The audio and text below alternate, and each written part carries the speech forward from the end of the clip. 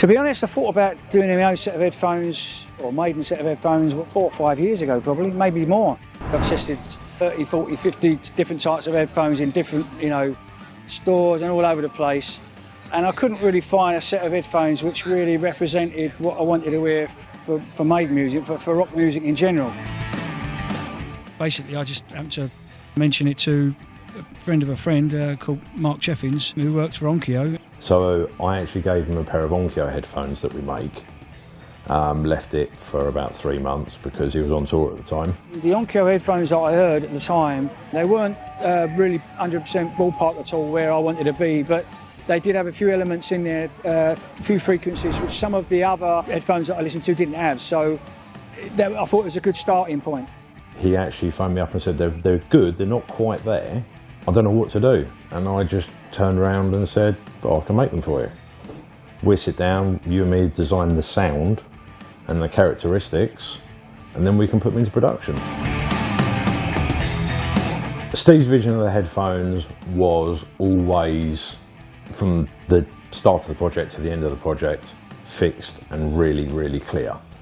Yeah, I think it's really important to get the sounds across the spectrum, because a lot of the headphones that are made these days, they're made for, mainly for like dance type music. So you've got all the really sort of high top end stuff and the real low end, and the mid ranges are really lacking for rock and metal. So basically, I wanted to create something that had all, basically all the sound spectrums. So the way it worked is me and Steve would sit down, would talk about the way we'd want things to go, and also I'd sit down with management at different times and talk about the things that they wanted to talk about. And then I had to collect all that information and then send that back to Japan, and made sure that they were on the same page. Mark Cheffins was kind of the mediator really for me, and it was very difficult for him, I think, to be able to, get what my ideas across to him. Although having said that, Mark's background, he loves rock anyway, he loves metal, and he's a Maiden fan as well, which is lucky, because at least half knew what I was trying to achieve, I think, and he's got very good ears, so, that really helped. We redesigned completely the waveguide. Now, along with that, we changed the properties of the voice coil, that is the main driving force of any speaker or headphone, and we changed the material to make it lighter, to make it faster. And what that does, that gives us the ability to get the higher frequencies, which again allows us to get onto Steve's vision.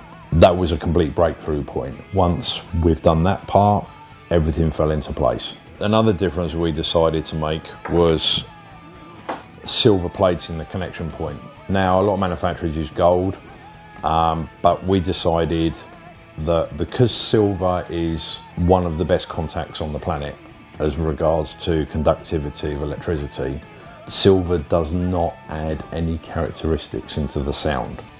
It is completely neutral in what it does. Everything that we've done has been done for a reason. There aren't any gimmicks.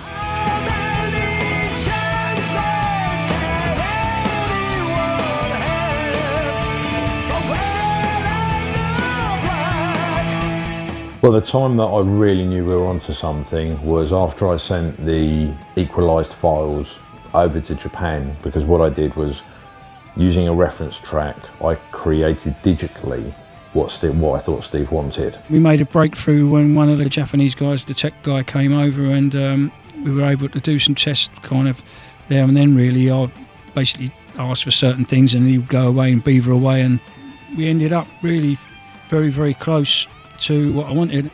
A few weeks later, Japan sent me a handmade sample of the realisation of that digital file, but they had mechanically put in all those alterations.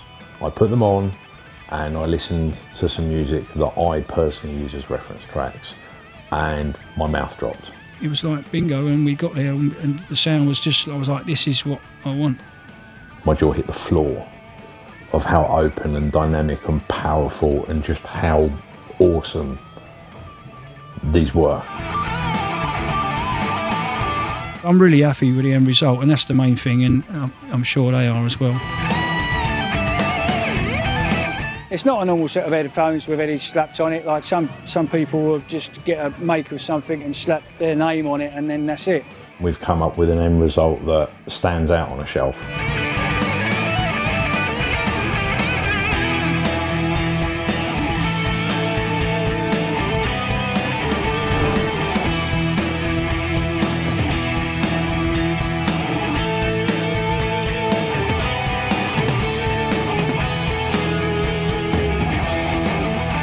We know it's important to have good artwork. Of course it is, you know, and we always have had good artwork on everything we've done. The main thing is the sound, so it's basically, you know, that's the most important thing. But yes, I think it's bloody good artwork anyway. This is how I want Maiden fans to listen to, because this is how I think the Maiden stuff comes across best. I think it transposes onto other bands too, and rock and metal in general, but I think certainly for the Maiden stuff is giving all the frequencies that I want people to hear. This has been a whole process from start to finish of going through, sorting out EQs backwards and forwards. It's taken 2 years to get to this stage, which it's kind of been a bit frustrating at times, but at least we got there in the end, and I actually believe that what we've got here is actually a superior product to most, you know, things that's out there, certainly in the price range. And I really don't actually think there's anything out there right now with all those frequencies anyway, not that I've heard. Without the help of the engineers in Japan, there's no way we would have done this. But what it did, it gave us the ability to give Steve's vision a physical presence in this world.